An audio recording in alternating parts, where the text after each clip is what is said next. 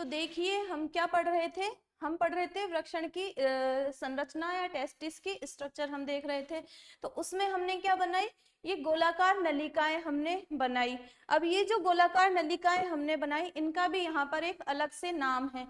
ये जो पूरी गोलाकार स्ट्रक्चर है इसी का संयुक्त रूप से एक अलग नाम है, और वो नाम क्या है यहाँ पर, वो नाम है यहाँ पर सेमिनिफेरस ट्यूब्यूल। क्या नाम है, सेमिनिफेरस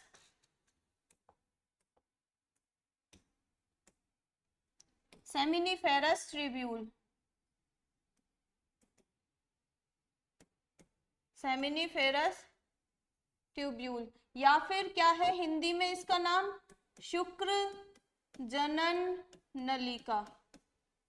शुक्र जनन नलिका, या फिर इसको कहा जाएगा सेमिनिफेरस ट्यूब्यूल। ठीक है, ये जो नलिकानुमा संरचना हमने बनाई उसको हमने एक नाम दे दिया। अब इस नलिकानुमा संरचना के अंदर ये कुछ तो छोटी सेल्स है और कुछ यहाँ पर बड़ी सेल्स है। तो ये जो छोटी सेल्स है उनको भी हम यहाँ पर एक नाम दे देंगे। ये जो छोटी सेल्स है उनको कहा जाएगा प्राइमरी जर्म सेल्स। क्या कहा जाएगा इनको, primary germ sales. Primary germ sales, germ मतलब किसी का ये उत्पादन करेगी, किसका उत्पादन करेगी, शुक्राणुओं का। तो प्राइमरी जर्म सेल्स क्या करेगी, प्राइमरी जर्म सेल्स के द्वारा क्या बनेंगे, स्पर्म।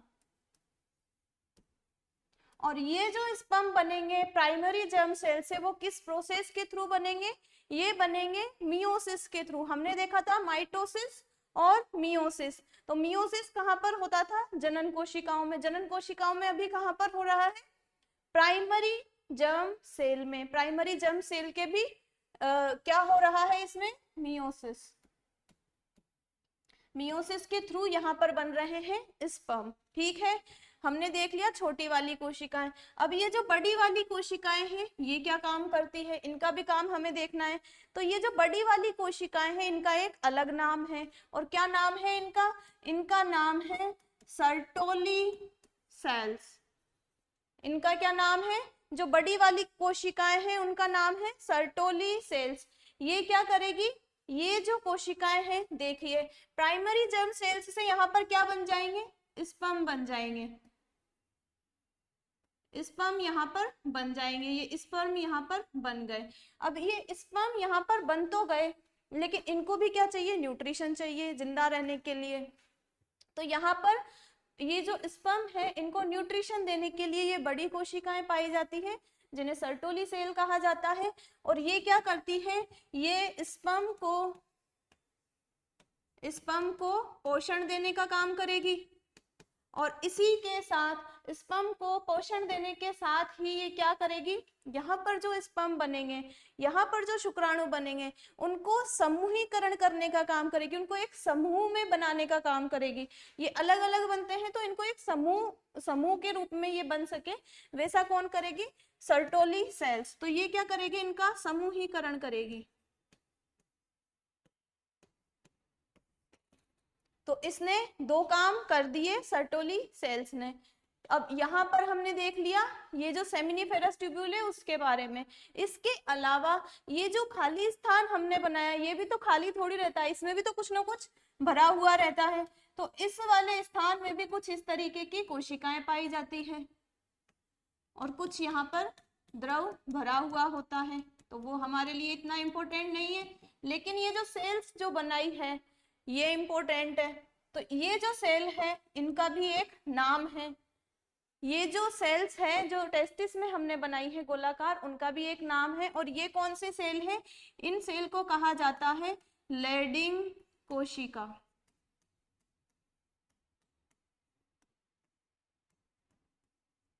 लेडिंग सेल्स क्या कहा जाता है इनको, इनको कहा जाता है लेडिंग सेल्स। अब ये लेडिंग सेल्स क्या करती है, इनका यहाँ पर फंक्शन क्या है, ये जो सेल्स है वो यहाँ पर टेस्टोस्टेरोन हार्मोन का सिक्रेशन करती है। क्या करती है, ये टेस्टोस्टेरोन हार्मोन का सिक्रेशन करती है।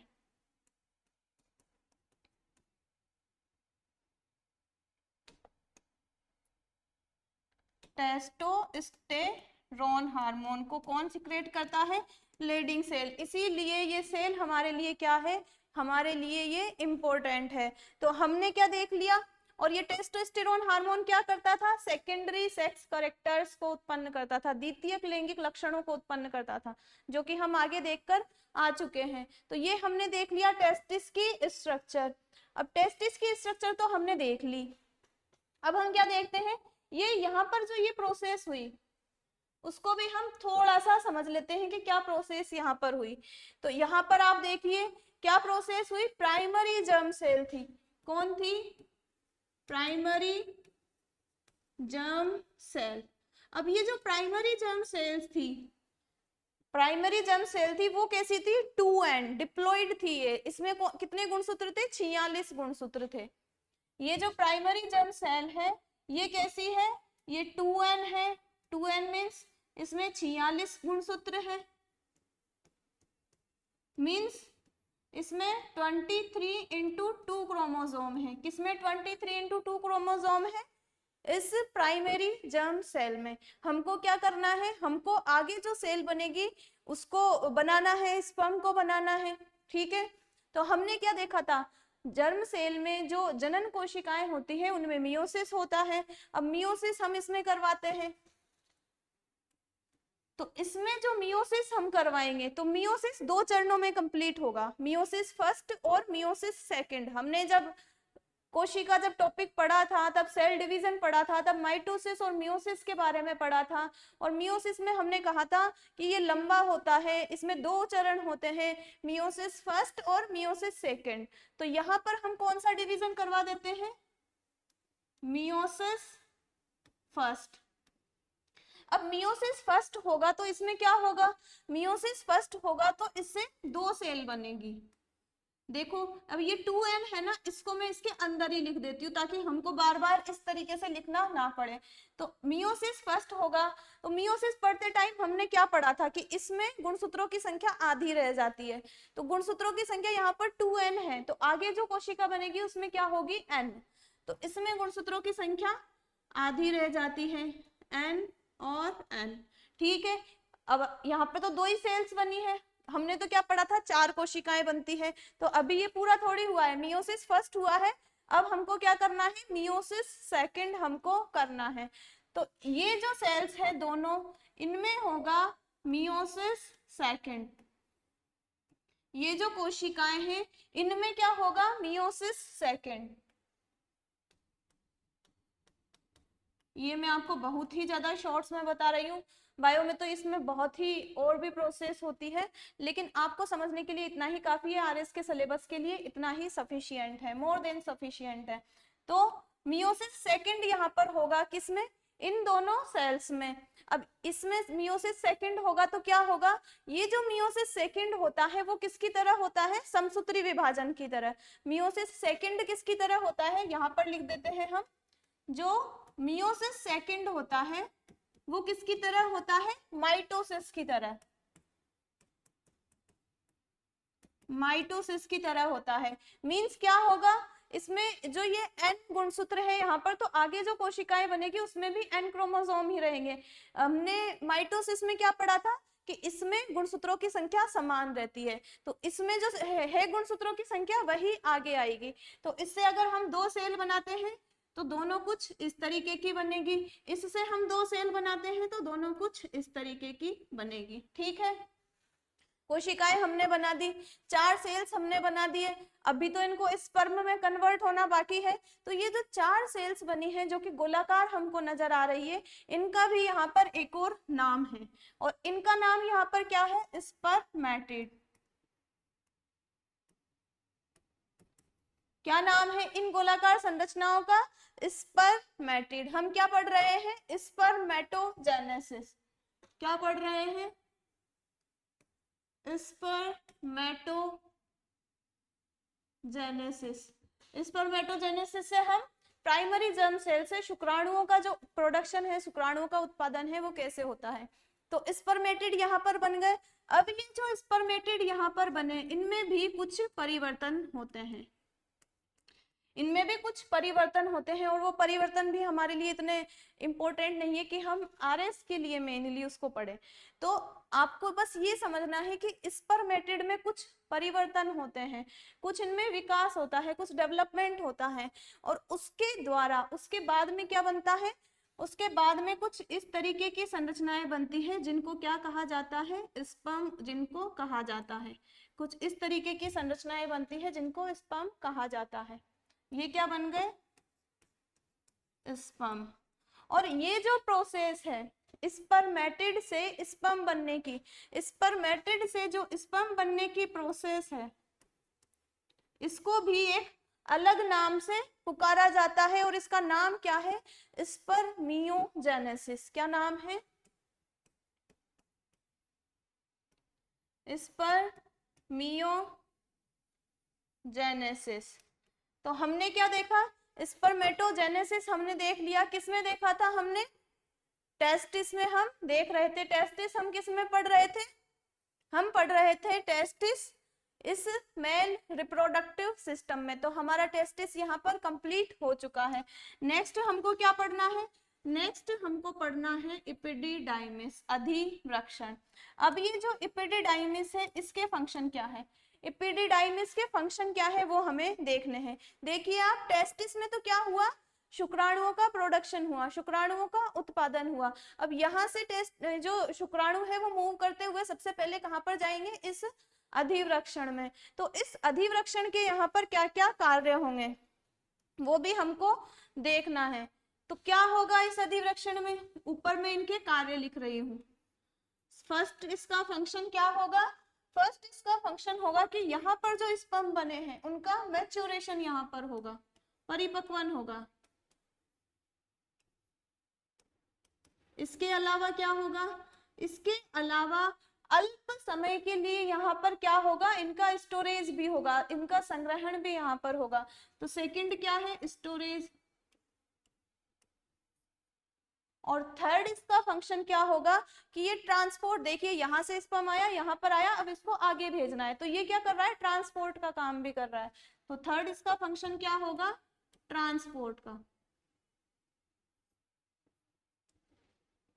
मैं जैसे डायग्राम बना रही हूँ, आप भी मेरे साथ साथ डायग्राम बनाएंगे तो आपको चीजें बेहतर तरीके से याद होगी। और फिर जब मेंस के टाइम जो लास्ट टाइम का रिवीजन वाला पीरियड होता है उसमें इन चीजों को रिवाइज करना ज्यादा इजी होता है, बजाय कि आप बुक लेके बैठे और उसमें से आप एक एक लाइन पढ़े, ये एक शॉर्ट नोट्स टाइप के हो जाते हैं। तो अधिवृक्षण हमने देख लिया।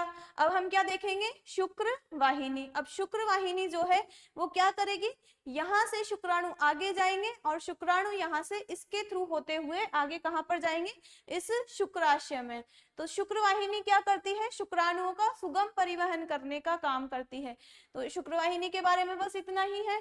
फिर क्या आता है, शुक्राशय। शुक्राशय क्या होता है, सेमाइनल वेसिकल। शुक्राशय क्या होता है, सेमाइनल वेसिकल। अब ये क्या क्या काम करता है, इसके काम हम यहाँ नीचे देख लेते हैं। तो इसका फर्स्ट फंक्शन क्या है, इसका फर्स्ट फंक्शन है जो वास डिफरेंस के थ्रू, शुक्र वाहिनी के थ्रू जो शुक्राणु यहाँ पर आते हैं, शुक्र वाहिनी के थ्रू शुक्राणु यहाँ से होते हुए कहाँ आएंगे, यहाँ पर। तो शुक्राणुओं के स्टोरेज का कार्य किसका है, इसका। तो यहाँ पर क्या होगा, स्टोरेज, स्टोरेज यहाँ पर होगा। सेकंड क्या होगा, सेकंड यहाँ पर जो शुक्राणु है वो अकेले ही थोड़ी रहेंगे, जो सीमन होता है शुक्राणुओं से मिलकर क्या आएगा यहाँ पर, सीमन। और सीमन ही आगे जाकर बाहर निकलेगा और वो वेजाइना में जाएगा और आगे फर्टिलाइजेशन की प्रोसेस के थ्रू, प्रोसेस के दौरान उस सीमन को ही आगे छोड़ा जाएगा। तो क्या होगा कि यहाँ पर जो सेमाइनल वेसिकल है उसमें इनका स्टोरेज होगा। और यहाँ पर क्या होगा, यहाँ पर एक द्रव बनेगा जिसे क्या कहेंगे, शुक्र द्रव, सेमाइनल फ्लूइड। यहाँ पर एक द्रव बनेगा उसे क्या कहेंगे, शुक्र द्रव। और ये द्रव ही आगे शुक्राणुओं के साथ आगे जाता है और इंसेमिनेशन के दौरान जो सीमन वहां पर सिक्रेट होता है उसमें ये द्रव जो होता है उसकी क्वांटिटी कितनी होती है, इस शुक्र द्रव की क्वांटिटी होती है लगभग 60%। सीमन जो होता है उसमें शुक्र द्रव कितना होता है, लगभग 60%। ठीक है, शुक्र द्रव का हमने देख लिया, और इसी को इंग्लिश में क्या कहेंगे, seminal fluid. Seminal fluid. Third इसका फंक्शन क्या होता है, थर्ड इसका फंक्शन है कि अगर यहाँ पर शुक्राणु स्टोर हो रहे हैं, स्पर्म यहाँ पर स्टोर हो रहे हैं, तो उनको न्यूट्रिशन भी तो देना है। तो उनको न्यूट्रिशन देने के लिए जो यहाँ पर ये न्यूट्रिएंट देता है उसमें क्या होता है, फ्रक्टोज। फ्रक्टोज इसके पास होता है, किसके लिए, पोषण के लिए। किसके पोषण के लिए, शुक्राणुओं के पोषण के लिए। तो हमने यहाँ पर जो ये सेमाइनल वेसिकल है उसका फंक्शन देख लिया। इसका मेन फंक्शन क्या है, ये बनाएगा सेमाइनल फ्लूइड, शुक्र द्रव, जो कि सीमन का 60% भाग बनाता है। अब इसने सेमाइनल फ्लूइड बना दिया, शुक्राशय हमने देख लिया, कौन से नंबर का है, 4th नंबर का। अब शुक्राशय के बाद हमें क्या देखना है, देखिए यहाँ पर हमने एक ग्लैंड बनाई है ग्रीन कलर में, और इस ग्लैंड का क्या नाम है, प्रोस्टेट ग्लैंड। क्या नाम है, प्रोस्टेट ग्लैंड। अब ये ग्लैंड भी क्या करती है, ये ग्लैंड भी एक तरल का स्त्रवण करती है, और वो तरल किस कलर का होता है, दूधिया कलर का होता है, मिल्की मिल्की कलर का कलर होता है। तो क्या करती है, ये एक दूधिया रंग का तरल स्त्रावित करती है। और ये जो तरल स्त्रावित कर रही है, ये तो है हमारे 60% के लगभग, लगभग में हम देखते हैं चीजों को।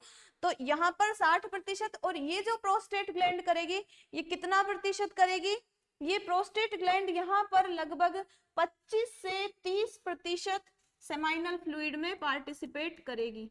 25 से 30% जो ये तरल है वो सेमाइनल फ्लूइड में जाएगा। सेमाइनल फ्लूइड क्या, सॉरी, सीमन में, सेमाइनल फ्लूइड नहीं, सीमन में जो 25 से 30% योगदान है वो कौन देगा, प्रोस्टेट ग्लैंड से निकलने वाला तरल पदार्थ। और ये तरल पदार्थ यहाँ पर होता है क्षारीय प्रकृति का। कैसी प्रकृति का, क्षारीय प्रकृति का। तो ये भी हम लिख देते हैं, क्षारीय प्रकृति का क्यों है, इसको भी हम समझेंगे अभी आगे।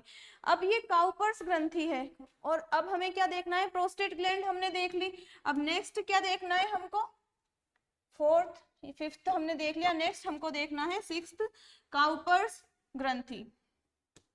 अब काउपर्स ग्रंथि के हमको फंक्शन देखने हैं कि ये यहाँ पर क्या रोल प्ले करती है। तो ये जो काउपर्स ग्रंथि है वो क्या करती है, म्यूकस का स्त्रवण करती है। किसका, म्यूकस का, और एक तरल का भी स्त्रवण करती है जो कि होता है क्षारीय प्रकृति का। तो काउपर्स ग्रंथि क्या करेगी, म्यूकस और तरल का सिक्रेशन करेगी, और ये तरल कैसा होगा, क्षारीय प्रकृति का। क्षारीय मीन्स इंग्लिश में बेसिक। अब हमने क्या देखा, ये भी क्षारीय है, ये भी क्षारीय है, तो ओवरऑल जो सीमन बनेगा वो भी कैसा होगा, क्षारीय प्रकृति का। इनके थ्रू क्या बन रहा है यहाँ पर, इनके थ्रू यहाँ पर बन रहा है सीमन। क्या बन रहा है, ये सीमन। तो इस सीमन को मैं यहाँ पर लिख लेती हूँ, सीमन यहाँ पर बन रहा है। और ये जो सीमन है वो कैसा होगा, इसकी पीएच होगी क्षारीय प्रकृति की। पीएच को हमने देखा है कि 7 से आगे जो पीएच होती है वो कैसी होती है, क्षारीय प्रकृति की। तो इसकी पीएच होगी 7 से तो ज्यादा होगी और 8 से कम होगी। तो इसकी पीएच को हम कैसे लिख सकते हैं, लगभग 7.2 से 7.8 तक इसकी क्या होती है, पीएच।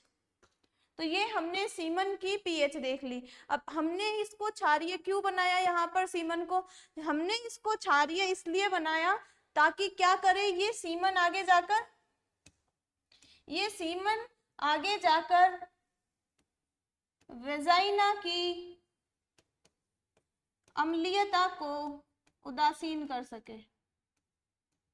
क्या कर सके, वेजाइना की अम्लीयता को उदासीन कर सके, ताकि जो स्पर्म है वो वहां पर इजीली सरवाइव कर सके। किसके लिए उदासीन करना है, क्योंकि वहां पर स्पर्म भेजना है और स्पर्म वहां पर क्या हो सके, सरवाइव कर सके।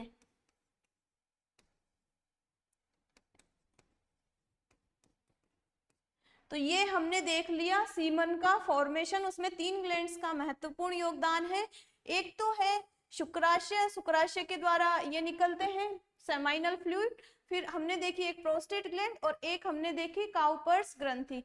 अब क्या बाकी है यहाँ पर? हो गए सारे? हमारा मेल रिप्रोडक्टिव सिस्टम यहाँ पर कंप्लीट हो जाता है। अब मेल रिप्रोडक्टिव सिस्टम हमने पढ़ लिया, इसके बाद हमको क्या पढ़ना है? आप यहाँ पर स्क्रीनशॉट भी ले सकते हैं, मैं साइड में जाती हूँ तब। तो यहाँ पर मेल रिप्रोडक्टिव सिस्टम हमने देख लिया। अब हमें देखना है फीमेल रिप्रोडक्टिव सिस्टम। क्या देखना है?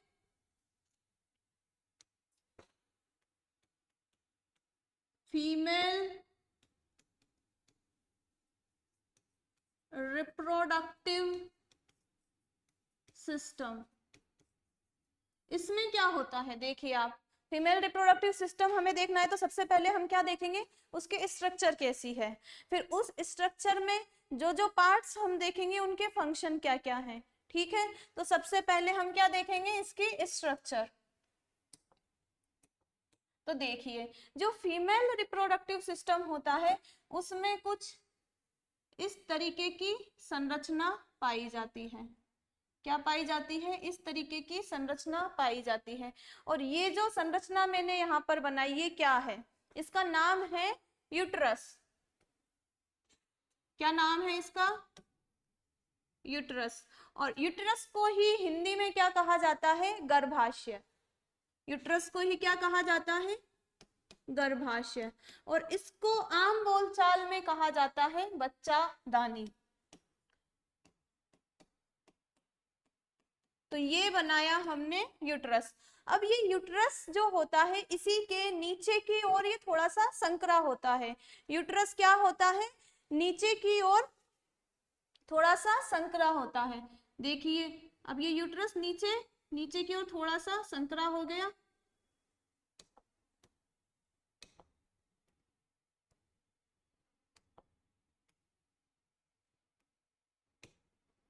यहाँ पर ये संकरा हो जाता है और इस प्रकार से ये छिद्र के थ्रू खुलता है। यूट्रस क्या हुआ? इस जगह संकरा हो गया। तो ये कौन सा पार्ट है यूट्रस का? ये है यूट्रस का निचला निचला पार्ट।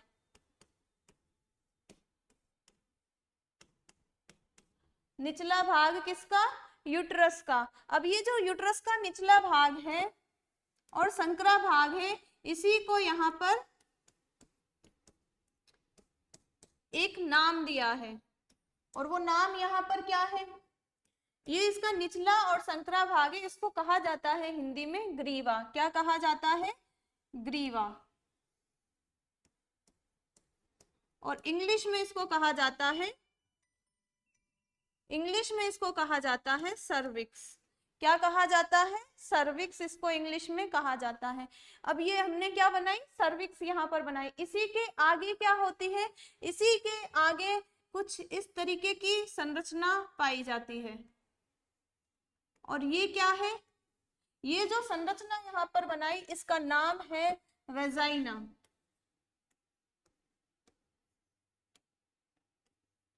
क्या नाम है? वेजाइना इसका इंग्लिश में नाम है। इसको हिंदी में कहा जाता है योनि। ठीक है, हम इसकी एक एक स्ट्रक्चर बना रहे हैं। तो हमने क्या बनाई? वेजाइना बनाई और इसको हिंदी में कहा जाता है योनि। अब क्या होता है? ये जो यूट्रस है इसके ये जो लेयर्स मैंने बनाई है ये भी यहाँ पर 2 टाइप की होती है। लेयर्स की भी यहाँ 2 लेयर होती है। देखिए फर्स्ट लेयर तो ये बना दी, एक लेयर मसल्स की बनी हुई लेयर, फर्स्ट लेयर तो ये है। और सेकंड लेयर भी हम इसी में बना देते हैं। ये हमने ये बना the second layer first layer के ऊपर। और इनमें क्या पाई जाएगी? क्योंकि ये मसल्स की बनी हुई लेयर है तो इनमें पाई जाएगी ब्लड वेसल्स। क्या पाई जाएगी? इनमें ब्लड वेसल्स यहाँ पर पाई जाती है। क्या पाई जाती है? Blood vessels. ब्लड वेसल्स सभी जगह होती है तो यहाँ पर भी पाई जाएगी। अब ये जो लेयर हमने यहाँ पर बनाई है क्या बनाई है हमने, लेयर। इन लेयर्स के भी यहाँ पर अलग अलग नाम है। ये जो दो लेयर्स हैं इनके भी अलग अलग नाम है। जो ऊपर वाली लेयर है, ऊपर वाली लेयर है उसका नाम क्या है, मायोमेट्रियम। मेरे साथ आप रिपीट करें, मायोमेट्रियम। मायो मीन्स मसल, मेट्रियम गर्भाशय में स्थित है, मायोमेट्रियम। और इसके नीचे वाली जो लेयर है उसका क्या नाम है, इसका नाम है यहाँ पर एंडोमेट्रियम। एंडो मीन्स अंदर की साइड, एंडोमेट्रियम,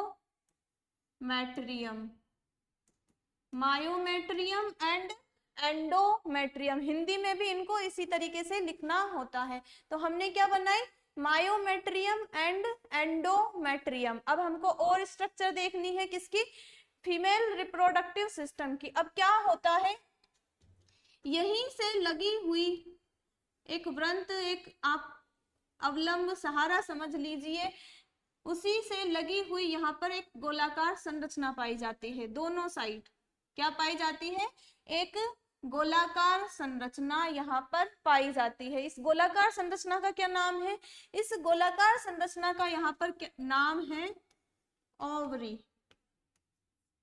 और हिंदी में इसको कहा जाता है अंडाशय। ये हमने बनाई ओवरीज।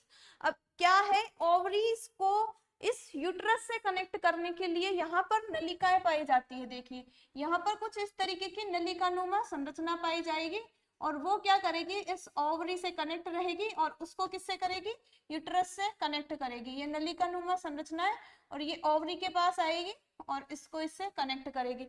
ये जो नलिकानुमा संरचना हमने बनाई, नलिकानुमा संरचना, ये क्या है, इसका एक नाम है और इसका नाम है ओविडक्ट।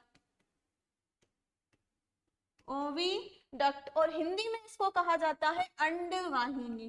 क्या कहा जाता है, अंडवाहिनी इसको कहा जाता है, ओविडक्ट या अंडवाहिनी। अब इसकी भी ये जो नलिकाकार संरचना है इसको एक नाम और दिया जाता है, और वो नाम क्या है, वो नाम है फैलोपियन नलिका, फैलोपियन ट्यूब, फैलोपियन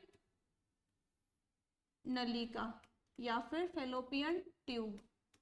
ठीक है, तो ये हमने जो फीमेल रिप्रोडक्टिव सिस्टम है उसका डायग्राम बना लिया, और उसमें जो जो पार्ट्स हैं उनको हमने क्या कर दिया, डिनोट कर दिया।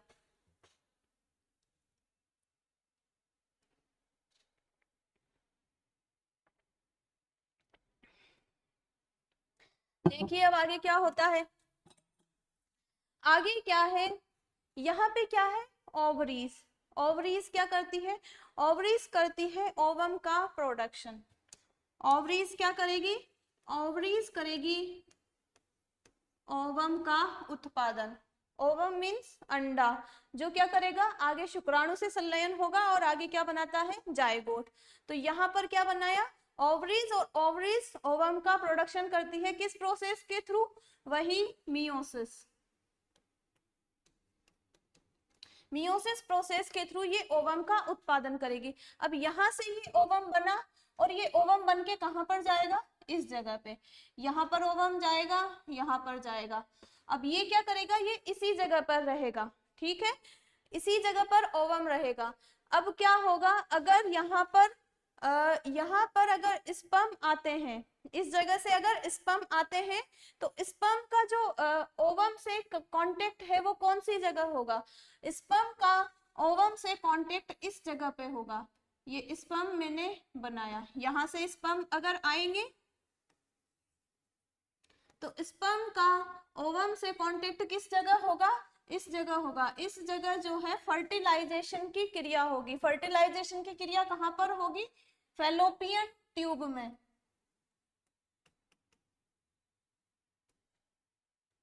फर्टिलाइजेशन कहां पर होगा, फैलोपियन ट्यूब में। ऊपर दिख नहीं रहा था मेरे को लाइट्स की वजह से। फर्टिलाइजेशन, तो फैलोपियन नलिका में क्या होगा, फर्टिलाइजेशन का प्रोसेस यहाँ पर होता है। कहाँ पर, फैलोपियन नलिका में।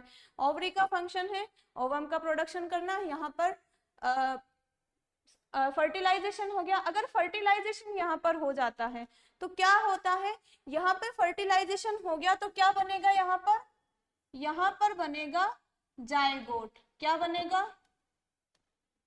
जायगोट। जायगोट को हिंदी में क्या कहा जाता है, युग्मनज। स्पर्म मिल गया और ओवरी मिल गया, सॉरी ओवम मिल गया। स्पर्म और ओवम मिलके क्या बनाते हैं, जायगोट। जायगोट यहाँ पर बन गया और जायगोट यहाँ पर बनकर क्या करेगा, आगे आएगा और आगे क्या करेगा, वो यहाँ पर इम्प्लांट हो जाएगा। ये जायगोट यहाँ पर बना और ये जायगोट यहाँ पर जाकर इम्प्लांट हो जाएगा। मतलब जो जायगोट का आगे का जो डेवलपमेंट है वो कहाँ पर होगा, इस जगह पर होगा। इस जगह कहाँ, इस यूट्रस के अंदर। तो ये जो इसके इम्प्लांटेशन की प्रोसेस है, इसके आरोपण की प्रक्रिया है, वो कितने दिन बाद होती है, निषेचन के 7 दिन बाद। निषेचन के 7 दिन बाद क्या होता है, निषेचन के 7 दिन बाद होता है आरोपण। आरोपण आप समझ गए होंगे कि ये जायगोट जो बनेगा वो आगे कहां पर जाएगा, यूट्रस में जाएगा और यूट्रस में, यूट्रस की भित्ति से वो क्या हो जाएगा, अटैच हो जाएगा। आज की क्लास में हम इतना ही करते हैं। आगे का जो इसका प्रोसेस है वो हम नेक्स्ट क्लास में देखेंगे। आज की क्लास में इतना ही। Thank you.